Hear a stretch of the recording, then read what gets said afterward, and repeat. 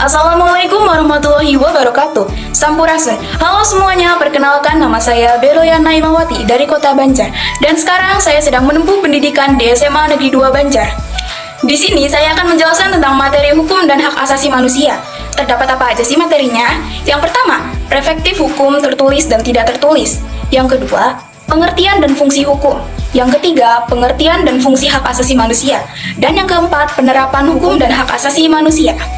Nah, kalian tahu nggak sih perbedaan antara hukum tertulis dan tidak tertulis? Jadi, hukum tertulis adalah hukum yang secara resmi dibuat dan diatur dalam bentuk dokumen atau peraturan yang ditulis, seperti undang-undang, peraturan pemerintah, atau keputusan presiden. Lalu, hukum tidak tertulis adalah hukum yang tidak dituliskan secara resmi, tetapi diterima dan dijalankan oleh masyarakat berdasarkan adat, kebiasaan, atau praktik yang telah berlangsung lama. Selanjutnya, contoh hukum tertulis dan hukum tidak tertulis itu apa ya? Yang pertama, contoh hukum tertulis, yaitu Undang-Undang Dasar 1945, Kitab Undang-Undang Hukum Pidana atau KUHP, dan Peraturan Daerah. Lalu yang kedua, contoh hukum tidak tertulis yaitu adat perkawinan yang berlaku di suatu daerah, norma sopan santun dalam masyarakat, dan kebiasaan musyawarah untuk mencapai mufakat. Lalu pentingnya untuk kehidupan sehari-hari itu apa ya? Pentingnya hukum tertulis dan hukum tidak tertulis dalam kehidupan masyarakat adalah sebagai berikut. Hukum tertulis penting untuk memberikan kepastian hukum, mencegah penyalahgunaan kekuasaan, dan melindungi hak-hak individu. Dengan adanya dokumen tertulis, masyarakat dapat mengetahui hak dan kewajibannya secara jelas. Sedangkan hukum tidak tertulis penting karena seringkali lebih fleksibel dan dapat lebih mudah menyesuaikan diri dengan perubahan sosial. Hukum ini juga menjaga nilai-nilai budaya dan tradisi yang penting bagi identitas suatu masyarakat. Kira-kira contoh penerapannya kayak gimana sih? Berikut contoh-contoh penerapan hukum dalam kehidupan sehari-hari.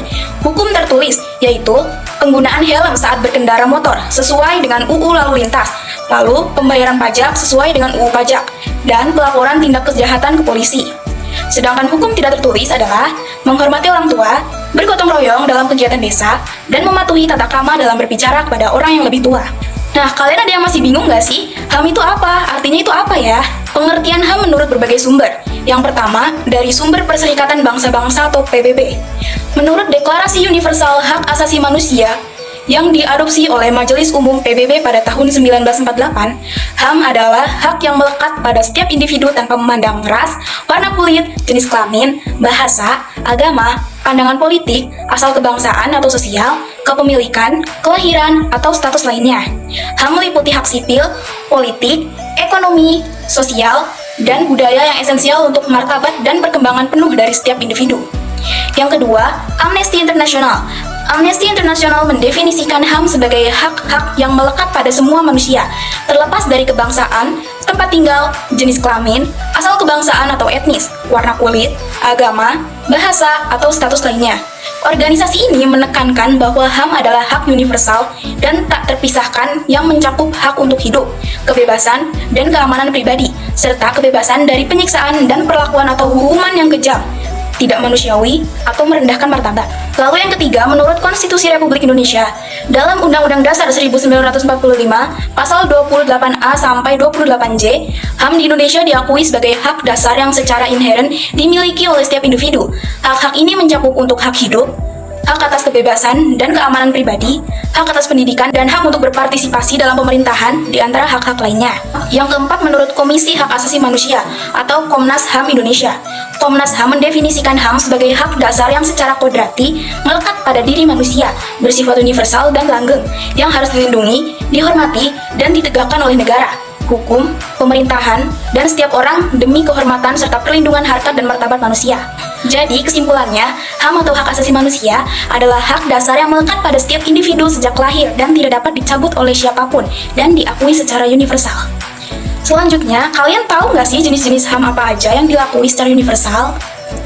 Yang pertama, hak sipil dan politik, termasuk hak untuk hidup, hak atas kebebasan dan keamanan pribadi, hak untuk tidak disiksa, kebebasan berpendapat dan berekspresi, hak untuk berpartisipasi dalam pemerintahan. Yang kedua, hak ekonomi, sosial, dan budaya, termasuk hak atas pekerjaan, hak untuk mendapatkan pendidikan, hak atas standar hidup yang layak, hak atas kesehatan, dan hak untuk menikmati manfaat dari kemajuan ilmu, pengetahuan, dan budaya. Contoh pelanggarannya itu gimana sih? Berikut contoh pelanggaran HAM yang pernah terjadi di Indonesia. Yang pertama, tragedi 1965.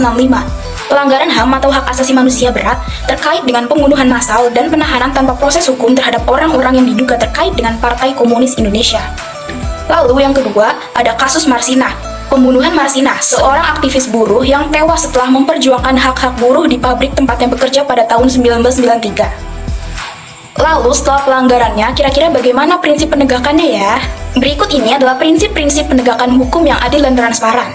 Yang pertama, prinsip kesetaraan di hadapan hukum. Semua orang diperlakukan sama tanpa diskriminasi. Yang kedua, prinsip legalitas. Hukum harus diterapkan sesuai dengan aturan yang telah ditetapkan sebelumnya. Yang ketiga, prinsip akuntabilitas. Pihak yang berwenang harus bertanggung jawab atas tindakan mereka. Dan yang keempat, prinsip transparansi. Proses hukum harus dilakukan secara terbuka dan dapat diawasi oleh masyarakat. Lalu, bagaimana peran dan tanggung jawab kita dalam menegakkannya? Peran dan tanggung jawab individu dalam penegakan hak asasi manusia adalah sebagai berikut. Yang pertama, setiap individu harus menghormati hak orang lain dan tidak melakukan tindakan yang melanggar HAM. Yang kedua, individu juga harus berperan aktif dalam melaporkan pelanggaran HAM yang terjadi dan mendukung upaya penegakan hukum yang adil. Yang ketiga, edukasi dan sosialisasi tentang pentingnya HAM juga menjadi tanggung jawab individu untuk menciptakan kesadaran kolektif. Selanjutnya, upaya apa yang kita dapat lakukan untuk mencegah ya? Upaya yang dapat kita lakukan untuk mencegah pelanggaran hak asasi manusia adalah sebagai berikut. Yang pertama, menanamkan pendidikan dan kesadaran, mengajarkan nilai-nilai hak asasi manusia sejak dini di sekolah dan dalam keluarga. Yang kedua, penguatan lembaga hukum, memperkuat lembaga penegak hukum seperti pengadilan dan Komnas HAM untuk berfungsi secara efektif dan independen. Yang ketiga, advokasi dan kampanye, melakukan advokasi dan kampanye tentang pentingnya HAM serta melaporkan dan mengekspos pelanggaran HAM. Dan yang keempat, kerjasama internasional, berpartisipasi dalam konvensi dan perjanjian internasional tentang HAM serta bekerja sama dengan organisasi internasional untuk penegakan HAM. Sekian dari saya yang dapat disampaikan, semoga dapat menambah wawasan kalian. Mohon maaf bila ada kesalahan kata, saya ucapkan terima kasih dan wassalamualaikum warahmatullahi wabarakatuh.